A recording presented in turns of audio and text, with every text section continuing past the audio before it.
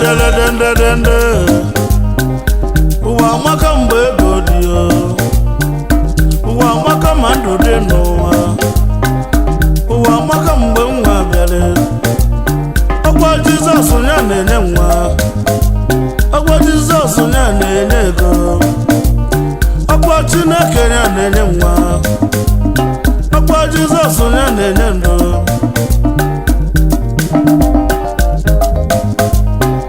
anyị wee na-ekelekwa obere nwa Jizọs nyere ego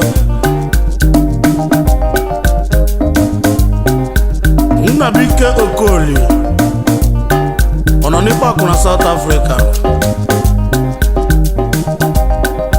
anụ nwere obi eji eri ego na South Africa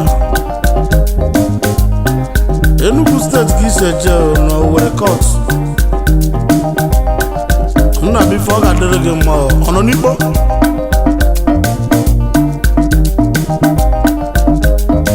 anyị na-ekelekwa nwa ka ibie na Westland South Africa onye ọma na ana agụrụ anyị na-ekelekwa Chinedu Agụ Eze Chindu 1 agụrụ aka Jaja na South Africa Eze Chinedu ọ ga-adịrị gị mma na ana agụrụ ka isi eje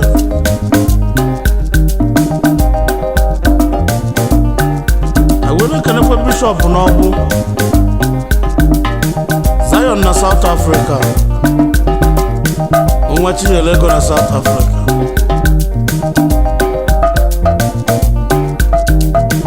Jesu ahụrụ gị n'anya ego niile m nwere bụ nke gị ihe ọ masịrị gị were m mere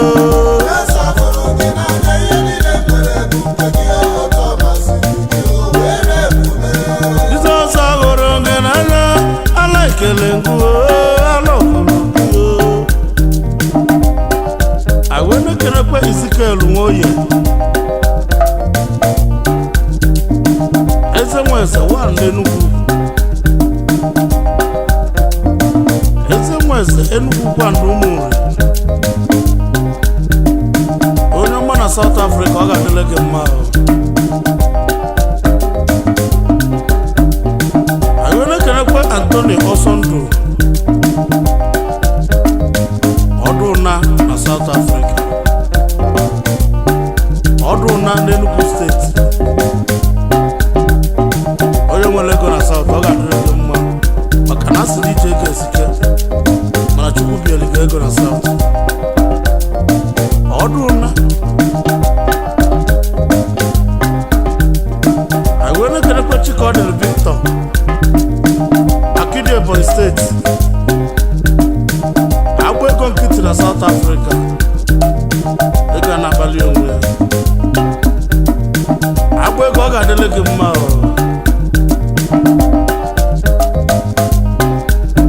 wee na-ekelekwa Chukwudị afọ nwe Lotenna 1 na South Africa onye ọma na ana agụrụ na Anambra steeti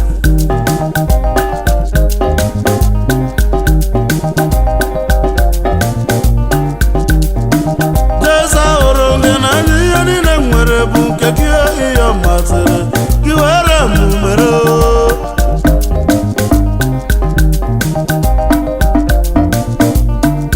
ụwa maka mgbe ego dị ụwa maka mgbe ego dị ekene ekene ezigbo ọyịmọma Alhaji Osudu Alhaji na Abia steeti onye ọma na South Africa eze oyim eze ndị Abia steeti onye ọma na South eze ahụrụ gị n'anya ihe niile m nwere bụ nke gị ihe ọ masịrị gị were m mere ụwa maka mgbe ego dị ụwa maka mgbe ego dị ụwa maka mgbe ego dị anyị wee na-ekelekwa Chiefs ije enwe Olisa ọnwa isi ka akụ na ana agụrụ ọnwa Anịọcha na South Africa Chairman Koito Importer and Exporter Eyelashes ọnwa isi ka akụ wesịka kenele Adaeze ezigbo nwunye ọnwa Adaeze Nwaolisa oji efi nwanyị na South Africa akwa nwunye ọnwa isi ka akụ na Anagolo mgbe na-ekelekwa Elochukwu Okonkwo Enugu nwoke isi eje Oyimelo na South ọ ga-adịrị gị mma mgbe na-ekelekwa Chief Darlington Ebo Ọchụta Ọraeke Eze Anọ Ifitedunu Ọjịchukwu Chele Ndụ Dunukọfịa onye nyere onye n'Enugu Igwe Toraj na South Africa ọ ga-adịrị gị mma Ọchụta Ọraeke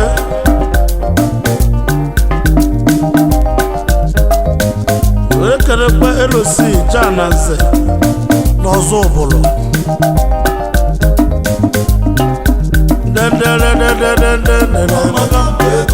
ụwa maka mgbe ego dị Chukwu dị Mike Nwosuo Chukwu dị n'ụwa mmalị mma ma ego dị oyi ofoyi na n'ise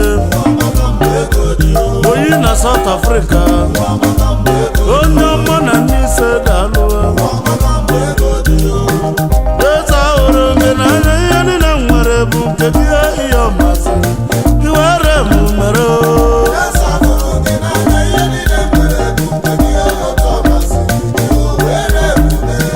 anyị were kelekwa Nze Chukwuma Innocent Ọkụta Onyibe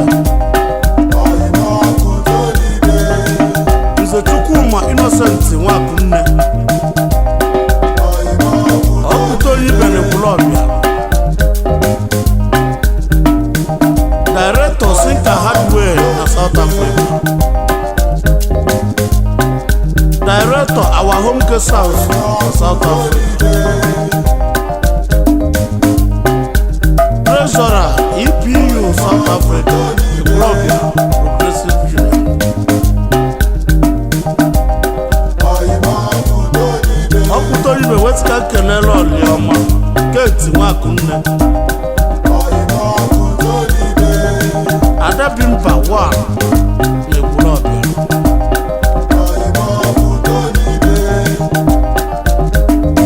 Ọkụta Onyibe wesịka kenezi nwanne nwoke Nze Charles Nnamdi Nwakunne aka kpuchi ọnwa n'Ekwulọbịa Nze Ọkụta Onyibe wesịka kenezi nwanne nwoke Emeka Godwin Nwakunne Blessed Mekus uwe na-ekere Chukwu Edobe isi na mba ukwu Onyeka Okolo dịka na-agbalị izuzu na mba ukwu Dobe isi na South Africa Igwe Infinity ọ ga-adịrị gị mma ọchụghalị mgbada zọgbu agụ na mba ukwu onye ọma na South Africa were kerekwa Chief Honorable Ikechukwu Nwakonobi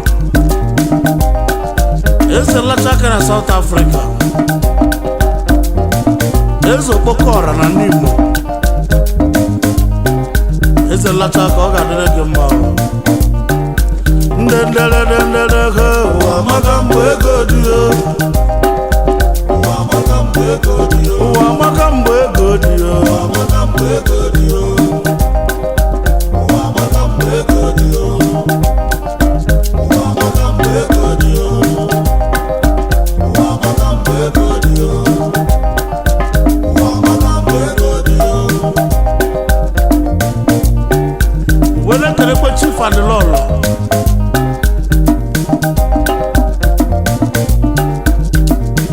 Chief Adilolo Lawrence Ifeanyi Chukwu Marienne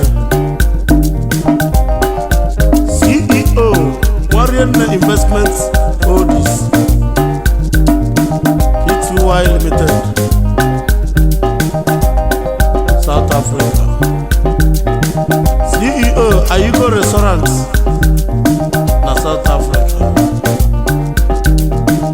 Chairman Achala Improvement Union na South Africa. Chairman Igbo Adabwe Progressive Forum na South Africa. Founder Ofobi Committee of Friends na South Africa. Ground Patron Humble Friends Club na South Africa. Onwo Yoki Jele Patron Wepi Nwanne Social Club na South Africa. Onwo Igbo Adabwe niile onwa na South Africa ọ ga-adịrị gị mma.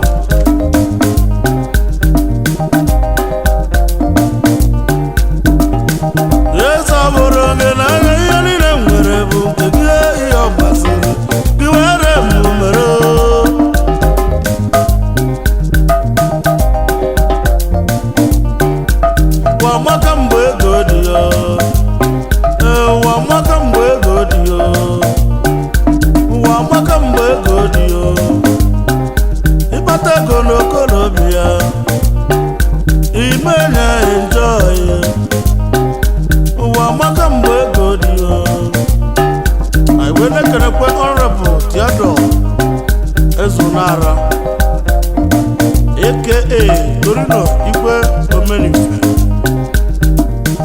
Igwe Omife Jidofo na South Africa. Onye ọma n'ụmụ uchu na Anambra State Omife Jidofo ọ ga-adịrị gị mma. Torino were kelekwa Chukwudị gịnị ka nwa Igwe ọbụ na South Africa. Igwe ndị ọbụ niile na South Africa Chukwudị ọ ga-adịrị gị mma. O wesikwa ka nkelele ele ọlụ ya dikele dị Dorcas gịnị ka nwa nwunye Igwe ọbụ ọ ga-adịrị gị mma. Wele kelekwa onye ebuchi nwa obele ọgbanta n'ọgbụ ọgbanta na South Africa. Ifedili Chukwu 1 n'ọgbụ ọgbanta ọ ga-adịrị gị mma. Wele kelekwa Chinedu Emefesi Ulili na South Africa. Ọ ga-adịrị gị mma. Were kelekwe Chief Ikechukwu Okoye Nweze efu na mba 1 n'Oko Igwe Oko na South Africa. Ọ ga-adịrị gị mma. Were kelekwe Raymond Chindu Anene Akudinobi one of Urum Anike Mayor na South Africa. Chairman Urum Anike Investments South Africa. Chairman Urum Anike Investments General Trading Nigeria Limited. Chairman Ofobi Progressive Club South Africa. Patron Beloved Brothers Friends Club South Africa. Special Advisor Honest Club of South Africa. Man, uru ma ọ ga-adịrị gị mma. Anike nekwe onye agụ mmadụ Casco na Swaziland. Olu mụ bela ọka ọ ga-adịrị gị mma.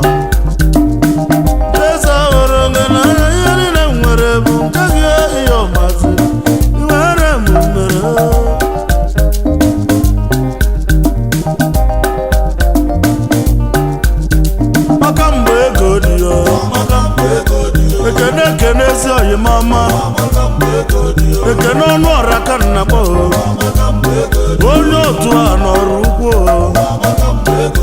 onye ọma nọrọ ukwu apụtago onye otu a nọ ọ ga-adịrị gị mma onye ọma na South Africa ekene ọnụ ọra bụ onye ọma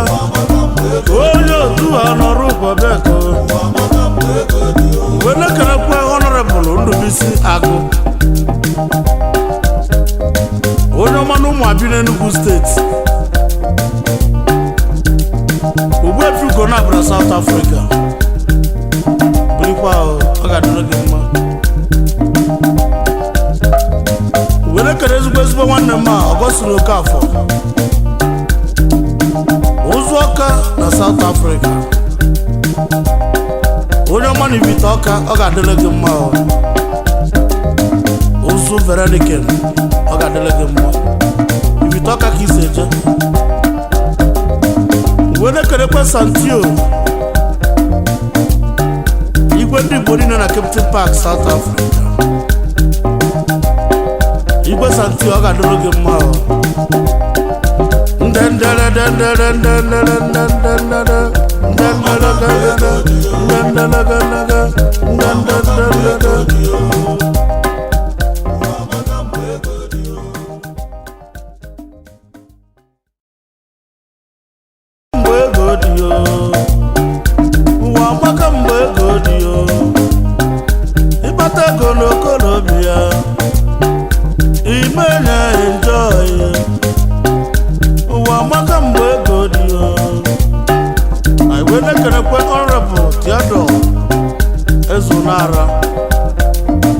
Torino Igwe Omenife Igwe Mife Jidofọ na South Africa. Onye ọma n'ụmụ uchu na Anambra Steeti Omife Jidofọ ọ ga-adịrị gị mma. Torino were kerekwe Chukwudị gịnị ka nwa Igwe ọbụ na South Africa.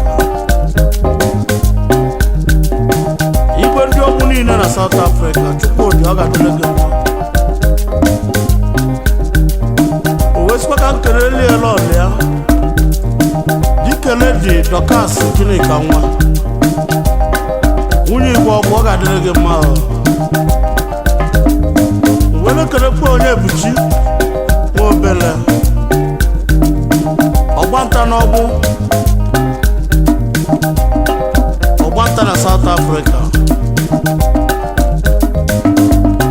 Ifedili Chukwu wan n'ọgbụ ọgbanta ọ ga-adịrị gị mma. Were kerekwe Chinedu Emefesi Ulili na South Africa. Ulili ọ ga-adịrị gị mma. Were kerekwe Chief Ikechukwu Okoye Nweze Efunamba wan n'Oko Igwe Oko na South Africa. Ọ ga-adịrị gị mma. Were kerekwe Raymond Chindu Anene Akụdị n'Obi one of Urum Anike Mayor na South Africa. Chairman Urum Anike Investments South Africa. Chairman Urum Anike Investments General Trading Nigeria Limited. Chairman Ofobi Progressive Club South Africa. Patron Beloved Brothers Friends Club South Africa. Special Advisor Honest Club of South Africa.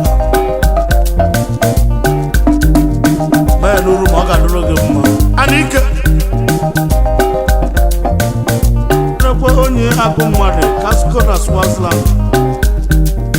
Olu m bela ọka ọ ga-adịrị gị mma.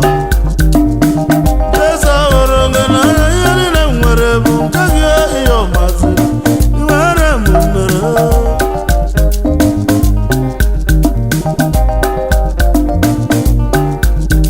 Maka mgbe ego dị yo ekene ezi oyi mama ekene ọnụ ọra ka nna kpọ onye otu a nọrọ ukwu onye ọma nọrọ ukwu apụtago onye otu a na ọ ga-adịrị gị mma. Onye ọma na South Africa ekene ọnụ ọra bụ oyi mama onye otu a nọrọ ukwu bịa ka were kerekwe Honorable Ndubi Olubisi agụ